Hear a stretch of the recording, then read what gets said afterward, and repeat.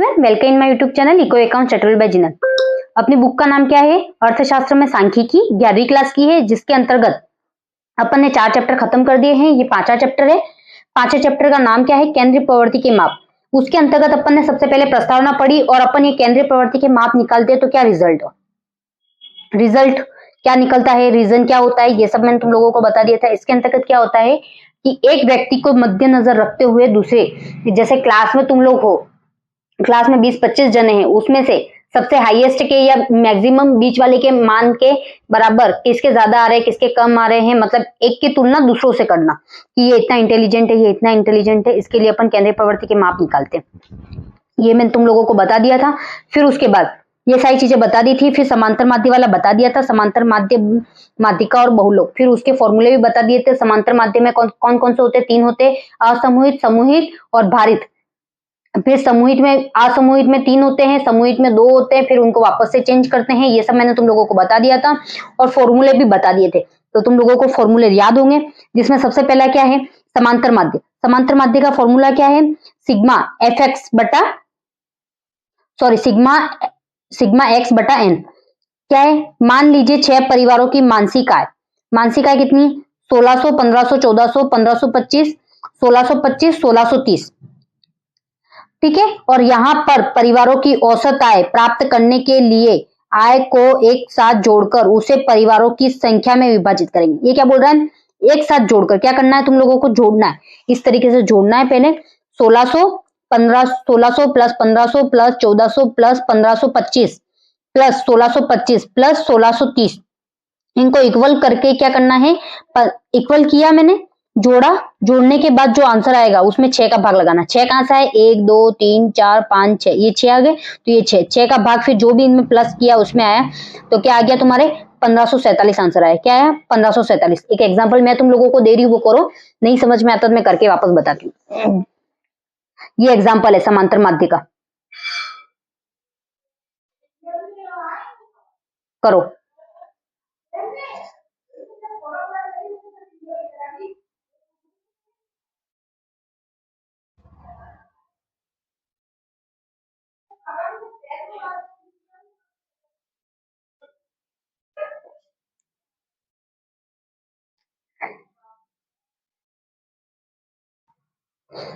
सबसे पहले फॉर्मूला क्या है समांतर माध्य का?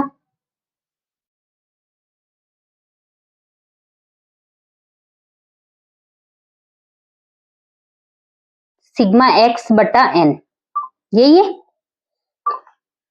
उसमें क्या करना है? 1800 plus 4000 plus 12000 plus 17000 plus 12400 plus 13000 sorry, ये इन सबको जोड़ना है। क्या करना है? जोड़ना है। और उसके बाद ये कितनी संख्या? 1 2 3 4 5 6, तो मैंने 6 लिख दी। 6 संख्या है तो 6 लिख दिया। यहां पर इन सबको क्या करना है? जोड़कर क्या करना है? डिवाइड करना है 6 से। अब मैं इनको सबको सही लिखूंगी तब जाके होगा। तुम लोगों को जोड़ नहीं आती है तो तुम लोग अपने हिसाब से कर लो, मैं सीधा कर रही हूं। देखो 0 0 0, सब में लास्ट में 0 है तो मैंने 0 लगा दिए। उसके बाद फिर से 0 है, सब जगह लास्ट में, तो फिर से 0। अब ये 2 2 तो हो गए, सब में 2 2 निपट गए। अब 0 है यहाँ पर 4 है, 4 है, यहाँ पर 0 है, थर्ड में यहाँ पर भी 0, यहाँ पर भी 0 और यहाँ पर 8 है, तो 4 और 8 कितने हो गए? 12, एक हासिल। फिर 3 3 और 2 कितने हुए? 5, 5 और 1 6, 6 और 7 13, 13 और 2 15, 15 और 4 कितने हो गए? 19, 19 और 8 सॉरी 19 और 1, 19 और 1 कितने हो गए? 20। 20 में 0 तो यहां पर उतरा और 2 हासिल। अब आगे कितना? 1 1 2 2 और 3 2 और 2 4, 4 और 1 5, 5 और 1 6, तो 6। अब इसका डिवाइड किससे करना है? 6 से करना है।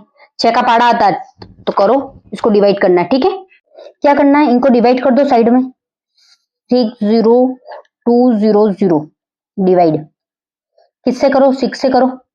वैसे तो तुम एक और काम कर सकते हो, पता है, इसको 2 से जाता है तो भेजो इसको 3, और यहां पर कितना आ गया 2, 3 बार और 0, फिर 1 0 0, ये आ गया। अब 3 का डिवाइड कर सकते हो तुम लोग, 3 का भी कर सकते हो, करो। यहां पर क्या है 3 डिवाइड 30 1 0 0, अरे सॉरी 2 बार ही 0 था, थर्ड बार नहीं था, ठीक है। अब 30 तो आते ही है, 3 के पाड़े में कितनी बार आते हैं 10 बार, तो ये 10 बार, ये खत्म हो गया। अब एक बचा, एक उतरा मैंने, फिर ये एक और आया 0, तो यहां पर 0, कितने हो गए ये 2 0 हो गए अभी तक, ठीक है। अब 3 के पाड़े में 10 आते नहीं आते, पर 9 तो आते 3 बार, तो यहां पर 3, फिर एक उतरा, फिर वापस से ये 0 उतरा, 0 उतरा तो वापस से 3 बार जाएगा, और फिर 10, अरे सॉरी 9, फिर 1, फिर क्या हो गया पॉइंट करके 0 उतारेंगे यहां पर, तो वापस से 9 वैसे ही जाएगा, तो 3 3 आ गया। तो यहां पर क्या आंसर आएगा 1 0 0 33.33, ये आंसर आ गया तुम्हारे। अब तुम्हारे समझ में आ चुका होगा कैसे करना है। पहले समांतर माध्य का फॉर्मूला लगाना है, फिर ऐसे समांतर माध्य पूछे तो इन सबको जोड़ देना है, फिर इनकी जितनी संख्या है 1 2 3 4 5 6, तो 6 बटा करके फिर लिख देना, फिर उसको क्या करना है 6 से डिवाइड कर देना, प्लस करने के बाद जो भी आंसर है उसमें 6 का डिवाइड कर देना, मतलब जो भी संख्या हो, यहाँ पे 8 हो 2 हो 5 हो 6 हो, जो भी संख्या हो उसका डिवाइड कर देना, समांतर माध्य आ जाएगा। तो ये समांतर माध्य का फॉर्मूला हो गया, तुम लोगों को पता चल गया कैसे समांतर माध्य निकालते हैं। अब जो है वो अगला इसी के अंतर्गत पढ़ना है अपन को, यहां तक पढ़ लिया था अपन ने, ये एग्जांपल भी बता दिया मैं तुम लोगों को, और एक एक्स्ट्रा एग्जांपल मैंने बताया। समांतर माध्य केंद्रीय प्रवृत्ति का सबसे अधिक प्रयोग किया जाने वाला माध्य कौन सा है, समांतर माध्य जो है वो सबसे अधिक प्रयोग करने वाला है। ऐसा पूछ ले केंद्रीय प्रवृत्ति के ऐसे कौन से माप है जिसमें सबसे इंपॉर्टेंट माध्य कौन सा है, या सबसे ज्यादा प्रयोग कौन सा किया जाता है, तो तब क्या लिखोगे तुम लोग समांतर माध्य। समांतर माध्य को सभी प्रेक्षणों के मूल्यों के योग को उनकी कुल संख्याओं से विभाजन के रूप में परिभाषित किया जाता है, और समांतर माध्य x बार से निर्देशित किया जाता है। मतलब क्या बोल रहा है, जहां समांतर माध्य लिख रखा है तुम लोगों ने उसको किससे x बार, ये जैसे ये समांतर माध्य लिख रखा है तो तुम उसको किससे दर्शाओगे x बार से, और ये क्या बोल रहा है सबका योग, मतलब जैसे अपन ने यहाँ पर सबका योग किया तो वैसे करके इसको बताना है। तो वहां पर तुम लोग ये भी लिख सकते हो sigma x1 plus x2 plus x3 x4 जितनी बार भी है वो, और n इस तरह से भी बता सकते हो। फिर अगर दाएं पक्ष को इस प्रकार लिखा जाए तो उसका फॉर्मूला क्या है, सिग्मा n बटा, नीचे लिखा हुआ देख लेना, i इक्वल 1 xt बटा n, ये फॉर्मूला है। उसके बाद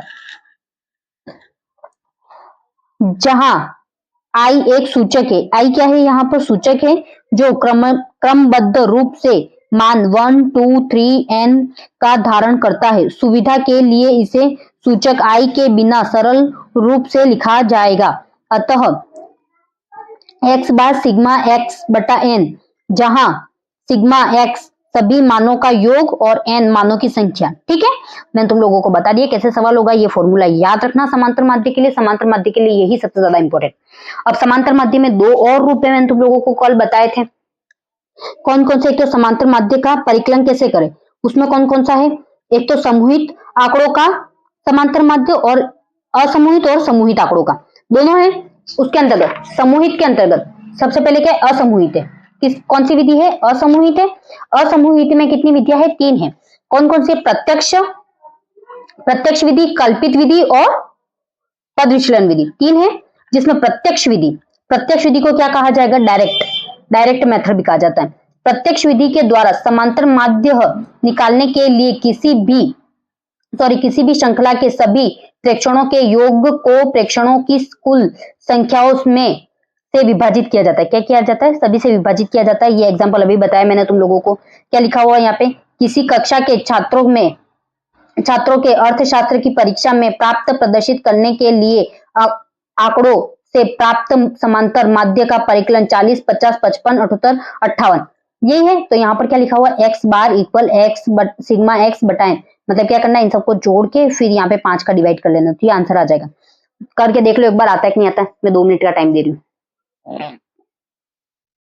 ट्राई कर लो, हो जाएगा।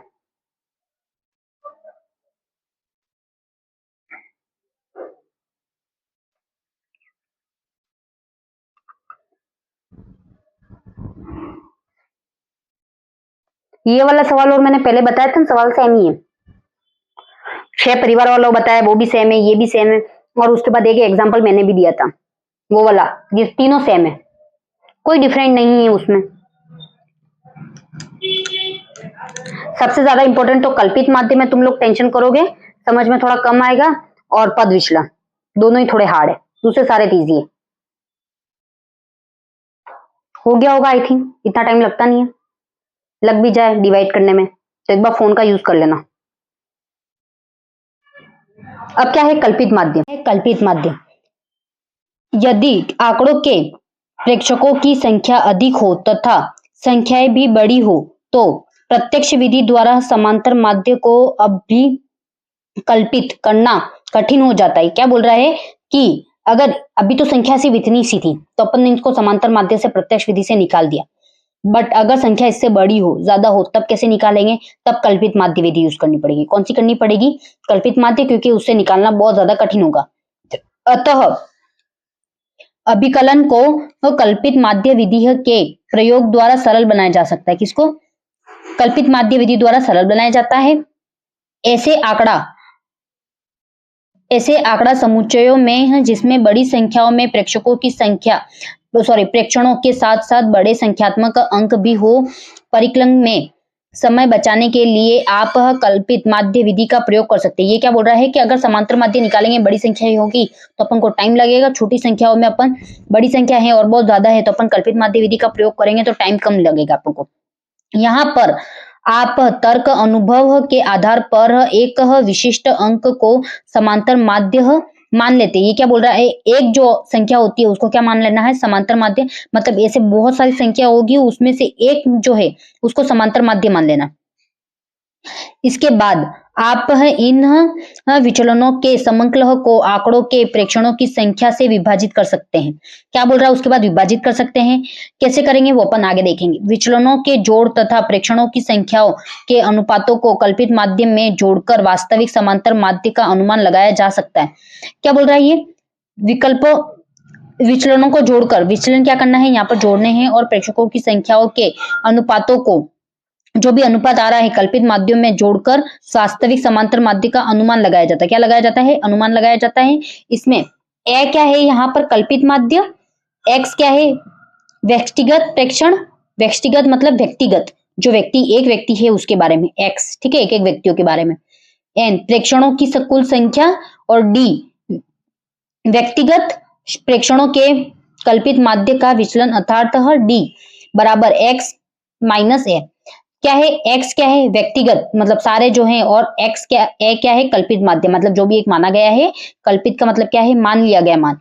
तो इसका फॉर्मूला क्या है?